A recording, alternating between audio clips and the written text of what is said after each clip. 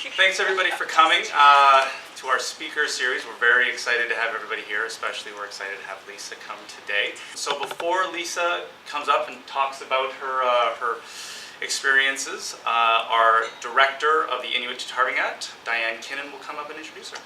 Come on up, Diane. Thank you, Trevor. Well, welcome. It's so lovely to see people, many of whom we know, some we don't, but we really welcome you, and we're so glad you could come out today. And I know Lisa's going to inspire us and give us some things to think about around health and wellness issues. So I am with Inuit of Nunavik, the National Aboriginal Health Organization. I'll put a little plug in for the center first. We do have a little information table up here with some of our more recent publications. There's a few staff in the audience, so feel free to speak with us afterwards if you have any questions. We did just release a report we're quite excited about last week called Inuit Child Welfare and Family Support, so do take a copy if you haven't had a chance to see that yet. So that's enough about the center. Now I'd like to talk a little bit about Lisa. We're so pleased to have you, Lisa, and I know that you've been in a few meetings in Ottawa already, so we appreciate you staying and talking with us today. So Lisa Koperqualuk was born in Puvirnituq, Nunavik, and she was raised by her grandparents. She attended elementary school in Nunavik and then did her junior and senior high school studies in Ontario. Attended Concordia University to do an undergraduate degree in political science. Lived in Montreal for 14 years, where she also was the communications officer with Makivik Corporation, which is how we got to know each other through some different committee work. And then she took a leave of absence from Makivik to pursue a master's degree in Quebec City. Is that right? In Quebec City? Yes. Yeah, okay. And stayed on in Quebec and is still working for Makivik, but on cultural issues, kind of at a bit of a distance, I suppose. So Lisa's passions include speaking to university students, presenting on Inuit culture and politics to various organizations. In September 2003, this is a complicated sentence, bear with me. She acted as an interpreter to the Nunavik delegation to Premier Paul Okalik with his visit to France with the then President Jacques Chirac. So probably on a par with Everest in terms of complications. Lisa is currently a member of the Kativik Environmental Quality Commission and also Interim President of the Saturviit Inuit Women's Association of Nunavik.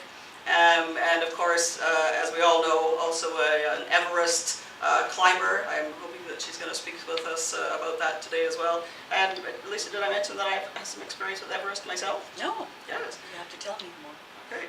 I'm going to tell everybody. Because I'm so proud of this. In 2008, I went to Disney World, and I survived the Everest roller coaster. Oh. That was scary. So thank you. And I'm sure, top that in terms of scary experience. Okay. I'm very pleased to welcome Lisa. Thank you so much, Diane. I don't think I would ever try that Everest roller coaster. I'd be too scared. Thank you so much for inviting me. I'm very pleased to be here and very pleased to see familiar faces and some new faces, some colleagues and former colleagues. Thanks so much again for inviting me. So the title of my presentation is A Healthy Life at the Top of the World. I'm going to talk to you about my experience of going to the base camp of Mount Everest. So I actually didn't go to the summit.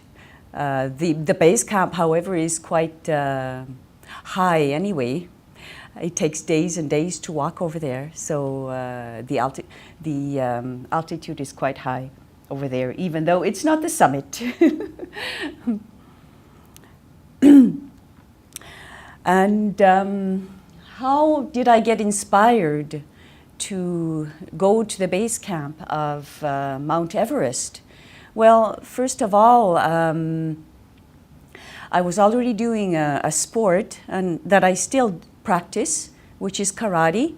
It's a traditional form of Japanese style martial art. It's Shotokan. And I've been practicing it now for nearly 16 years. And so I have a black belt in karate, and that is my real passion, as I still practice it every day. But to be selected to this expedition of the Everest expedition, there was a special man who was from Canada, and he was a professor at the University of Ottawa. He had already been working in Nunavut. He knew the Inuit people, and he was organizing this expedition, and he wanted to include an Inuk. And he approached various organizations, Inuit organizations, because it would cost $10,000 for an Inuk to participate, for anyone to go just to enter the park in order to be able to climb up to the base camp. That's how much it costs. And the only Inuit organization that had agreed and thought that it would be interesting was Makivik Corporation. And so henceforth it had to be a beneficiary of Makivik Corporation, so an Inuk from Nunavik. And to do that, we had to show our interest, and there were about 4 of us who showed our interest. So to be selected, we had to have a competition. At first, it was going to be 42-kilometer marathon, trek marathon, and then in the end, it ended up being a 21-kilometer running marathon, half marathon. And so I focused myself on this goal, and I kept thinking about, well, what is Mount Everest like? And then I studied it. I read books. I read exciting books. I read dangerous books, and I read about books, people who had died at trying to get to the summit. And I thought, oh my God, it's like, ooh!